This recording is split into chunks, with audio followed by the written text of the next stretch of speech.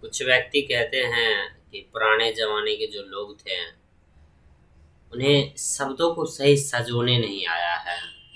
उसमें से एक शब्द है कि इंद्रियों पर संयम करो। जो हमारा इंद्रियाँ है, उस पर संयम करो। कहते हैं कि उनको शब्दों को सही से संयोजन करने नहीं आया।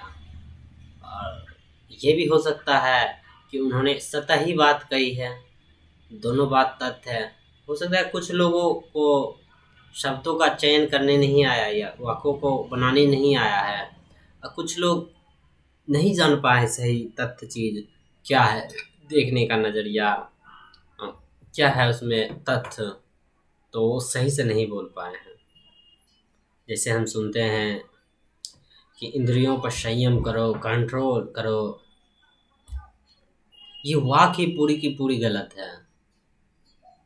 पूरा जो वाक्य ये है, ये पूरा गलत है। इससे जो धारणा बनता है, वो पूरा संसार को ही बदल दिया है। ये छोटा सा वाक, हालांकि ये वाक है, परंतु इस पर जो समाज बनता है, ये पूरा का पूरा समाज को ही एक निम्न किस्म का बना देता है। जब हम बोलते हैं, आप बोलते हैं कि इंद्रियों पर संयम कीजिए, तो कहने का तात्पर्य होता है कि इंद्रियां ही सब कुछ है, इंद्रियां ही मालिक है करने को। ये वाक पूरा का पूरा जो मन का ढांचा है, हमारा जो चेतना का ढांचा है, हमारा जो चित्त है, हमारा जो वृत्ति है, उस सब को नकार देता है। ये जो सतह बनता है, जो तल बनता है देखने को, जीवन का कर्म, जो घटना होती है, जो क्रिया होता है, वो सबको देखने के लिए जो बनता है, वो सब नकार डाला जाता है जब हम बोलते हैं इंद्रियों पर संयम करो। जब हम अपने समाज को देखते हैं तो पाते हैं ये वाक पर ही तो समाज निर्मित है। ऐसा समझिए, बोला जाता है कि इंद्रियों को ढक के रखो, झांक के रखो, इंद्रियां बहुत बड़ी चीज है। तो हमने स्त्रियों के साथ क्या किया है? स्त्रियों को पूरा का पूरा जो इंद्रियां होता है, अंग अंग, प्रत्येक अंग को ढक दिया है। इस्लामिक जो समाज है, स्त्रियों का जो प्रत्येक अंग है, उसको भी ढक दिया है, क्योंकि उसकी जो धारणा है सतही है कि इंद्रियों पर संयम करो। मतलब कहने का तात्पर्य है कि इंद्रियां ही सब कुछ है। तो वहाँ पर फंस जाते हैं, एक जटिल प्रक्रिया में फंस जाते हैं, जो कि तुच्छ है बात। प्रत्येक समाज में देखने को मिलता है कि इंद्रियां बहुत कुछ हैं। उसका कारण ये है कि हम मन को नहीं समझे हैं। और मन का जो गुण है, हमारा जो इंद्रियां का भी गुण है, या हमारा जो चेतना का भी जो गुण है, वो बाहर की तरफ भागता है। कि मतलब बाहर जो देखा वही सत्य मान लेता है। ऐसा समझिए कि किसी वस्तु को हमने देखा, उसको पाने की लालसा रही, तो हमें लगता आँख की गड़बड़ी है। नहीं, उससे पहले जिस उस वस्तु के बारे में हमने जो विचार किया, जो कल्पना बनाई कि ये वस्तु मिल जाएगा तो सुख मिलेगा, मज़ा आएगा, वो सब हमें नहीं ज्ञात रहता, वो सब हमें पता नहीं चलता, क्योंकि हम खुद को अवलोकन नहीं करते या देखते नहीं हैं। तो इसी तरह है इंद्रियों पर संयम करने का जो वाक है, जो हम देखते हैं, बोला जाता है कि छोटे कपड़े मत पहनो, कपड़े को ढंग से पहनो। ये भी एक तथ्य है कि कपड़े सही से पहनना चाहिए, क्योंकि कपड़े होते हैं अपने अंग को बचाने के लिए, गर्मी सर्दी ठंडी के लिए, ठंडी से जो भी है हमारे वातावरण, उससे बचाने के लिए होते हैं, ताकि हमारा त्वचा खराब ना हो, हमें बीमारी ना हो। इस तथ्य पर बोला जाए तो ठीक है। उनका तथ्य, उनका जो बात करने का जो शैली होता है, जो मोटिव होता है, वो बोलते हैं अंग को ढको, इसलिए क्योंकि ये बहुत ही खराब बात है, ये वासना जागृत करती है। नहीं, अंग वासना जागृत नहीं करती, वो भूमिका निभाती है, करती नहीं है, एक कारक बन जाती है, सहायता प्रदान करती है। पहला जो है मोटिव, पहला जो हम एक्शन करते हैं, वो हमारे अंदर से होता है। हम खुद एक्टिव होते हैं कुछ करने के लिए, वासना जागृत करने के लिए। उसके बाद कोई भी वस्तु हमें वासना जागृत करता है।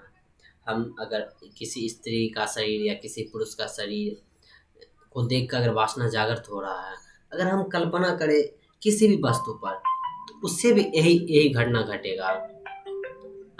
क्योंकि कल्पना पर आधारित है कि क्योंकि हमें वासना को जागृत करना है, हमें वासना को उभारना है, तो कुछ ना कुछ कारण हम ढूंढ लेते हैं, हमें इसका ज्ञात नहीं रहता है। तो हम फिर जो स्त्री का प्रत्येक अंग है उस पर अपना जो कब्जा जमाते हैं कि ढक के रखो, ये करके रखो, तो बड़ा ही तुच्छ काम हो जाता है हम सबको समाज में जीने के लिए। ये सब बातें तुच्छ हो जाती है। इंद्रियों का संयम करो। बाबा जो अंधविश्वास बाबा है, मूर्ख बाबा है, जिसे कुछ ना विज्ञान का पता है ना मनोविज्ञान का पता है, ना उन्हें कुछ मन का भी नहीं पता है, बस वो मन की परिभाषा याद कर बैठे हैं, ना उन्हें मन को अनुभव किया है, ना उन्हें मन को परखा है। तो बोल डालते हैं कि इंद्रियों पर संयम करो, स्त्रियों को ऐसे रहना चाहिए, पुरुष को ऐसे रहना चाहिए। नहीं, ये सब ढकोसला है।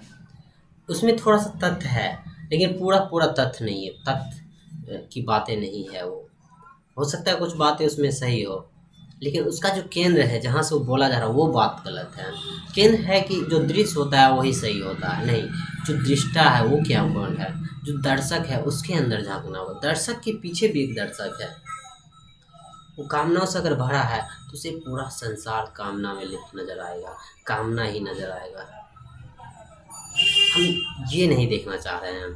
प्रत्येक बाबा मौलवी ये सब बोलते हैं इंद्रियों का संयम करो, स्त्रियों को मत देखो, स्त्रियों को देखना पाप है, नरक में जाओगे, जहन्नम में जाओगे। ये सब ढकोसला है, इसमें कोई तुक नहीं है बात में।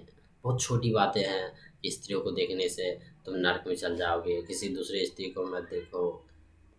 नहीं, ये सब इसका जो अर्थ है बहुत गलत निकाला गया है। ये सब तर्क देते हैं, कुछ भी कहीं से उठा कर तर्क दे देते हैं। एक तर्क हमने सुना है, बार बार सुनने को मिलता है कि सीता जी का अभी तक चेहरा भी लक्ष्मण जी नहीं देखे थे, उनको नथुनिया भी नहीं देखे थे। बात होगी वो कहीं की। और रही बात वो जंगल की, जंगल में थोड़ी ना वैसा कपड़ा पहन के चलते होंगे। और रही बात राम जी, राम जी बोलते हैं वो बहुत बड़े योद्धा हैं, तो वो अपनी पत्नी को थोड़ी ना बोलेंगे क्या तुम ढक के रहो। और जंगल में गए, जंगल में भी कपड़ा थोड़ा सा अलग होगा। और रही बात हिंदू संस्कृति को, उस वक्त तो हिंदू संस्कृति उतना, उस वक्त भी शरीर को उतना वैल्यू नहीं देता था, क्योंकि शरीर से परे की बात करता है हिंदू संस्कृति। हिंदू दर्शन, संस्कृति की बात अलग है, संस्कृति कुछ भी मान लिया जाता है। तो किसी न किसी चीज़ को हम तर्क दे देते हैं, हालांकि वो सब अलग बात है, परंतु जो तथ्य है उस पर हम बात करेंगे। हम 5000 साल पहले, 2000 साल पहले कुछ भी तर्क मार देंगे, लेकिन वो तथ्य तो नहीं ना है।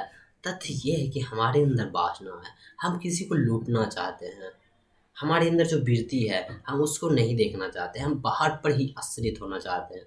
तो हम वासना से ग्रस्त रहेंगे, हम किसी को लूटेंगे, तब हम बौखलाए रहेंगे, तो हम अंग से डरेंगे, हम शब्द से डरेंगे। भारत में शब्द से भी डरा जाता है।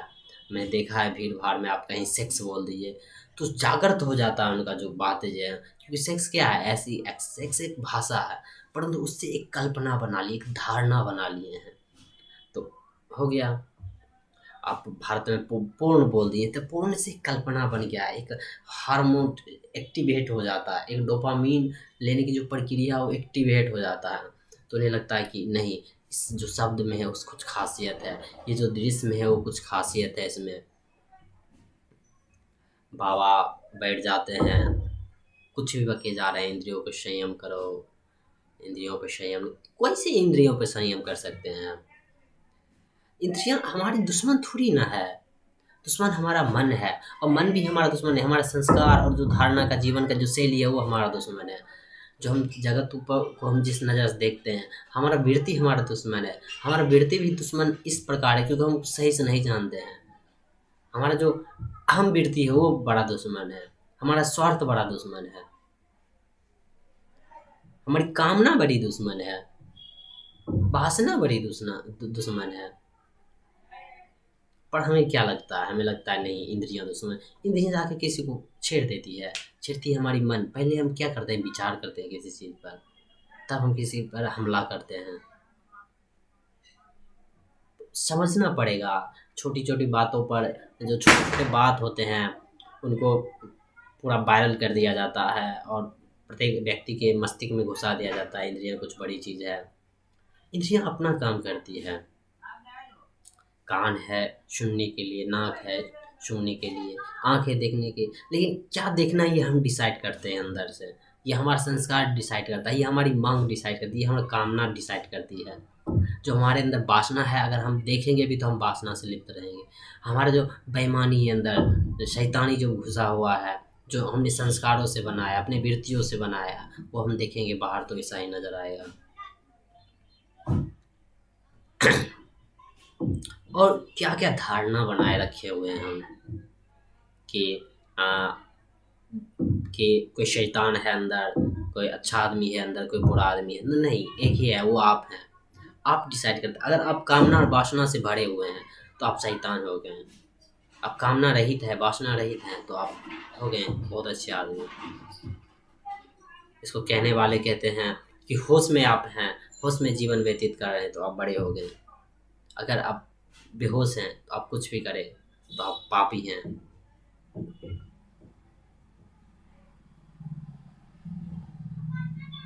तो जो देखने का जो नज़रिया है वो हमारे अंदर से बनता है कि अंदर हम क्या हैं। हमारा जो पूरा का पूरा जो शैली है जीवन का, हमने क्या बनाया है खुद को। क्या हमने किसी को लूटने वाला बनाया है? क्या हमने संवेदनशीलता खो दी है? क्या हमारा मन हिंसा है, मन का केंद्र हिंसा है? क्या हमारे जीवन का जो केंद्र है, शैली है, वो क्या भोग है? क्या वो सुख की धारणा पर आधारित है? क्या वो उसका केंद्र ही सुख लेना है? तो हम हिंसा करेंगे, तो हमें सब दृश्य से हिंसा करेंगे, प्रत्येक शब्द से हिंसा करेंगे, अब प्रत्येक शब्द को भोगना चाहेंगे, प्रत्येक वाक से वो भोगना चाहिए, प्रत्येक सिद्धांत को, प्रत्येक ज्ञान को हम भोगेंगे, प्रत्येक धर्म को हम भोगेंगे। तो भोग ही हमारी एक जीवन बन जाएगा। प्रत्येक अंग को हम भोगेंगे। इस्लामिक समाज जो है, मुस्लिम समाज जो क्या कर रहे हैं स्त्री के साथ, स्त्री के प्रत्येक अंग को ढक दिए हैं। अब भोग का एक अलग ही नज़रिया है। छोटी छोटी बच्ची है, वो क्या सीखती होगी छोटी से कि देखो मेरी माँ ऐसे ढक के रहती है, हमें भी ढक के रहना। पूरा का पूरा झांक के रख दिया है, क्योंकि हम इंद्रियों का समाज बनाना चाह रहे हैं। हम अपना जो मन है, वृत्तियाँ, उसको समझाने चाह रहे हैं। हमें जो हमारे अंदर हिंसा है वो हम किसी और पे भी थोपना चाहते हैं, कि स्त्री पर भी थोप को उसको एक ढक के रखना चाहते हैं। ये बात मुस्लिम समाज के नहीं, हिंदू समाज का भी है।